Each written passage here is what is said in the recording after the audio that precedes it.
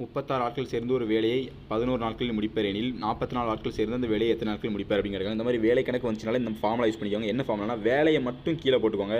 வேறு என்ன வந்தாலும் நாட்கள், ஆட்கள், மணி நேரம், பெண்கள் இப்படி என்ன வந்தாலும் மேலே போட்டுக்கோங்க. ஸோ இந்த கணக்கில் எப்படி வரேன்னா ஆட்கள் என்ன கொடுத்துருக்காங்கன்னா 36 கொடுத்துருக்காங்க. இன்று நாட்கள் வந்து 11 நாட்களில் முடிச்சுருவாங்களாம். எந்த ஒரு வேலைன்னு கொடுத்ததால 1 கீழே போட்டுக்கோங்க. சீக்வல்ட் அந்த வேலையை அப்படின்னு கொடுத்தால கீழே 1 போட்டிருக்கோம். மேலே வந்து 44 ஆட்கள். ஸோ 44 இன்று நாட்கள் தெரியாது. ஸோ அதை எக்ஸ்ன்னு எடுத்துருக்கோம். அப்படியே கிராஸ் மல்டிப்ளிகேஷன் பண்ணிங்கன்னா 44 எக்ஸ் இந்த பக்கம் வந்துடும். ஸோ 44 எக்ஸ் ஈக்குவல் டு 36 இன்று 11 இருக்குது.